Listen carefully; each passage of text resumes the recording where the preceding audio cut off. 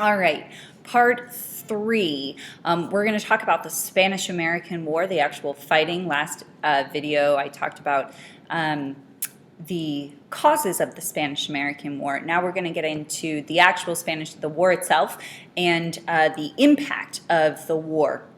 So what's interesting is that the first shots of the war, the Spanish-American War for Cuban independence, were not fought, or they were not fired in Cuba. They were actually fired in Manila Bay in the Philippines, thousands of miles from Cuba. The Philippines was a Spanish colony. I'll talk more about that in a second. But the last shots were fired only a few months later. So this was an incredibly short war.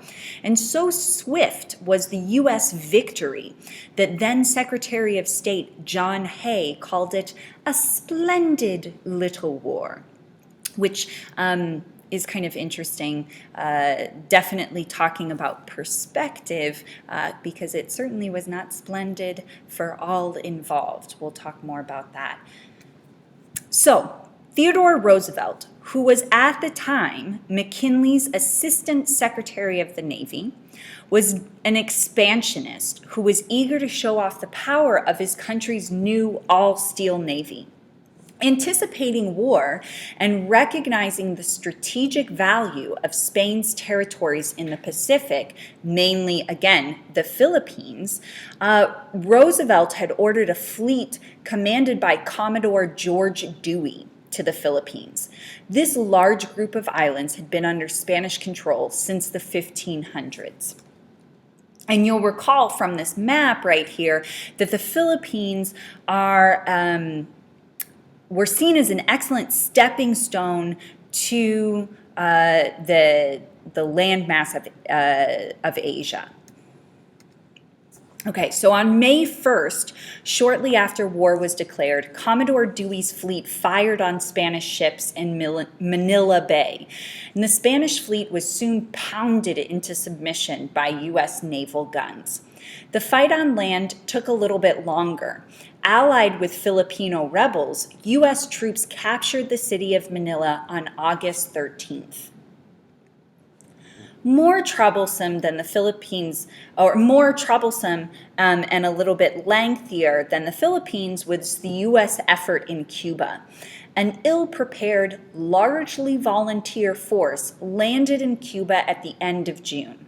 Here, the most lethal enemy proved to be not Spanish bullets, but tropical diseases. More than 5,000 American soldiers died of malaria, typhoid, and dysentery, while only fewer than 500 died in battle. So 5,000 from disease, 500 from fighting. Here's a political cartoon of a character that also represents America on the left. Her name is Columbia.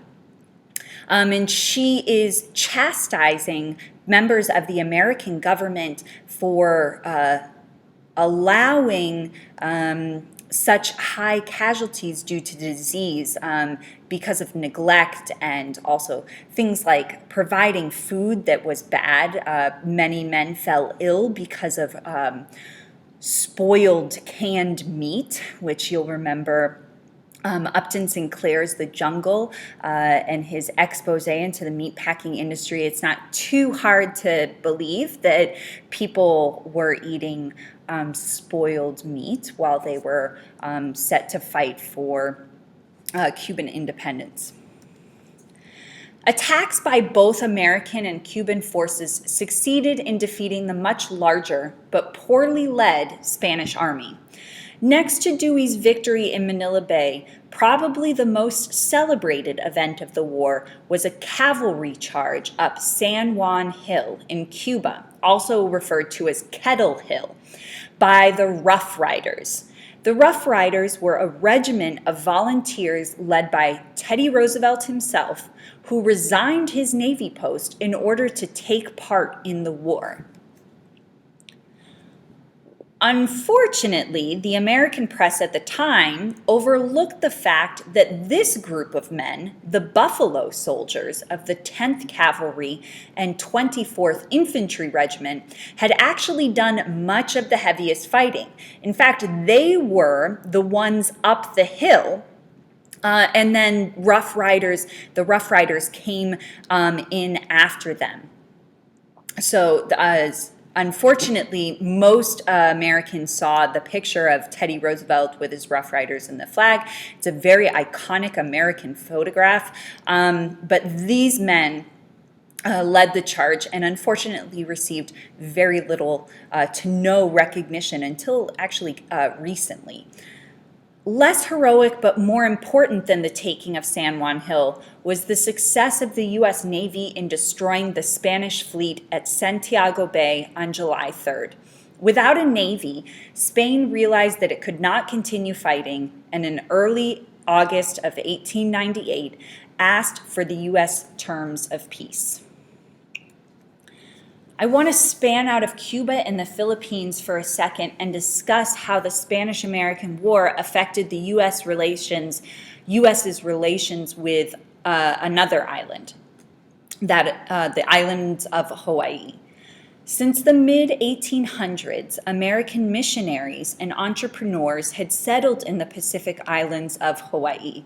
Expansionists coveted the islands, and in 1893, American settlers, like the people living in Hawaii that were American. This is very similar, right, to what happens in Texas. American settlers lead an unauthorized, like it's not led by the government, but it is supported by the military. They lead this coup. Well, they actually try to prevent a coup from happening, but ultimately, they seek to usurp power from the Hawaiian monarch, Queen Liliuokalani. However, then President Grover Cleveland opposed imperialism and blocked Republican efforts to annex Hawaii. But with the outbreak of the war in the Philippines, Congress had a new reason and pretext to complete annexation in July of 1898. And this was under President McKinley, who again was very much in support of adding Hawaii as a U.S. territory. The Hawaiian Islands became a territory of the U.S. in 1900 officially, but they were the 50th state to enter the Union in August of 1959. So not too long ago. So far more controversial than the war itself, for the most part, were the terms of the Treaty of Peace signed in Paris on December 10th, 1898. Yes, we have yet another Treaty of Paris. It has not been our first Treaty of Paris, and it will certainly not be our last Treaty of Paris in U.S. history. So here's what the treaty provided for. It said that Cuba was independent, okay, and that the U.S. would acquire the Spanish islands, the previously Spanish-held islands of Puerto Rico and Guam. The U.S. would also acquire the former Spanish colony of the Philippines, and in return, they would pay Spain $20 million for this. Since the avowed purpose of the U.S. war effort was to liberate Cuba, Americans mainly accepted that those first the first part of the treaty. However, many were not prepared for taking over large Pacific island nation like the Philippines as a colony. Controversy over the Philippine question took many months longer to resolve than the actual war with Spain. Opinion both in Congress and the public at large became sharply divided between imperialists who favored annexing the Philippines and anti-imperialists who opposed it. And that's something we're going to explore more in class as well, so stay tuned for that. In the Senate, remember, a 2/3 vote was required to ratify the Treaty of Paris. Anti-imperialists were determined to defeat the treaty because of its provision for acquiring the Philippines. They were fine with pretty much everything else, but this question of the Philippines, they really had a difficult time with. Anti-imperialists argued that for the first time, the U.S. would be taking possession of a heavily populated area whose people were of a different race and culture. And such action, they thought, violated the principles of the Declaration of Independence by depriving Filipinos of the right to life, liberty, and the pursuit of happiness. And also that it would entangle the U.S. in the political conflicts of Asia. Well, on February 6, 1898, the Treaty of Paris, including the Philippine annexation, came to a vote in Congress. The treaty was approved 57 to 27, just one vote more than the 2/3 majority required by the Constitution for ratification. So the anti-imperialists fell just 2 votes short of defeating the treaty, which demonstrates how much of an opposition or a debated question this was in American politics. The people of the Philippines, by the way, were rather outraged that their hopes for national independence from Spain were now being denied by the United States. Filipino nationalist leader Emilio Aguinaldo had fought alongside the U.S. troops during the Spanish-American War. But with the U.S.'s occupation, he led a band of guerrilla fighters in a war against U.S. control. It took U.S. troops 3 years and cost thousands of lives before the insurrection finally ended in 1902. We will investigate this further through one of our readings that I'm going to give you guys. Imperialism remained a major issue in the U.S. even after the ratification of the Treaty of Paris. An anti-imperialist league, led by my man William Jennings Bryan, rallied opposition to further acts of expansion in the Pacific. One question about the Philippines concerned the constitutional rights of the Filipino people. Did the Constitution follow the flag? In other words, did the provisions of the U.S. Constitution apply to whatever territories fell under U.S. control, including the Philippines and Puerto Rico? Bryans and other anti-imperialists said yes, they should, while leading imperialists disagreed. The issue was resolved in favor of the imperialists in a series of Supreme Court cases, and these were known as the insular or island cases. The court ruled that constitutional rights were not automatically extended to territorial possessions, and that the power to decide whether or not to grant such rights belonged to Congress. So again, the insular cases said U.S. territories don't automatically fall under the Constitution, but Congress can rule, can vote to extend them constitutional rights if they so choose. Oh, sorry. This is still a debate that is it comes up and is as a topic of discussion in present day, because the United States still possesses territories.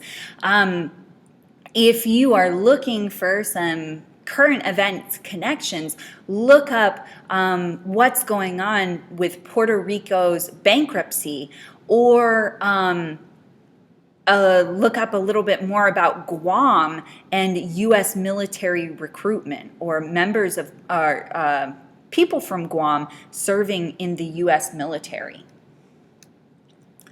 Previously, now back to Cuba and the after effects of the aftermath of the war with in Cuba. Previously, the Teller Amendment to the War Resolution of 1898 had guaranteed that the U.S.'s respect for Cuba's sovereignty as an independent nation. So again, Teller Amendment. Remember, I introduced that last video. said that the U.S. was not going to take over Cuba after the war ended, and that the U.S. would recognize Cuba as independent. However, after the war, U.S. troops remained in Cuba. And in 1901, Congress made withdrawal of these troops conditional upon Cuba's acceptance of terms included in an amendment to any Army appropriations bill. And this was called the Platt Amendment. Bitterly resented by Cuban nationalists, the Platt Amendment required Cuba to do several things. They had to agree that they would not sign a treaty with a foreign power that may impair their independence. Which is interesting, right? Because if they really were independent, then they could technically sign a treaty with whomever they pleased. They also had to agree to allow the U.S. to intervene in Cuba's affairs in order for the U.S. to preserve Cuba's independence and maintain law and order in Cuba. And they also had to agree to allow the U.S. to maintain naval bases in Cuba, including one permanent base at Guantanamo Bay. Guantanamo Bay has been in and out of the news in the last several years. President Obama ran on a platform of closing Guantanamo Bay. He has been unable to do that, but I just recently read that he is going to hold a press conference in a few days where he is going to discuss executive decisions about Guantanamo Bay. So it'll be interesting to see if this is an end of an era in American history, or if Guantanamo Bay will continue to exist in as a U.S. possession. A Cuban convention ultimately reluctantly accepted these terms, adding them to its country's new constitution.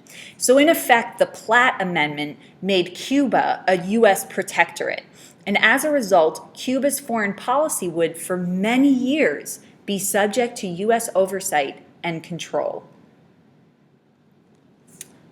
In the election of 1900, the Republicans renominated incumbent President McKinley, and McKinley dropped his vice president that he used that served during his first term, and instead chose war hero and New York Governor Theodore Roosevelt to be his vice president.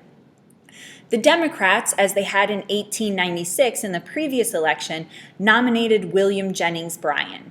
He again argued for free silver and vigorously attacked the growth of American imperialism. However, most Americans accepted the recently enacted gold standard. If you don't know what I'm talking about when I talk about free silver and gold standard, then you need to go back into your readings and take a look at that because it's extremely important. So anyway, most Americans had accepted the gold standard and were pretty happy about the new territories that the United States had acquired. With growing national economic prosperity, the electorate gave McKinley a much larger margin of victory than he earned in 1896. Another consequence of the Spanish-American War was its effect on the way both Americans and Europeans thought about U.S. power. The decisive U.S. victory in the war filled Americans with national pride. And Southerners shared in this pride, not just as Southerners, but as Americans, and became more attached to the Union after their bitter experience during the Civil War in the 1860s. So this is really a unifying event in many ways of American identity. Ooh, key theme, interesting. At the same time, France, Germany, Britain, and other European nations begin to recognize the U.S. as a first-class power with a strong navy and a new willingness to take an active role in international affairs. So I'm going to stop it here because I'm about at 20 minutes. And I just have one more thing that I need to talk to you guys about. We're going to go back to our progressive presidents that we discussed last unit, TR, Taft, and Wilson. And instead of looking at their politics at home, we are going to look at their politics and policies regarding foreign involvement. And that's the last thing that we're going to talk about in this chapter. So stay tuned.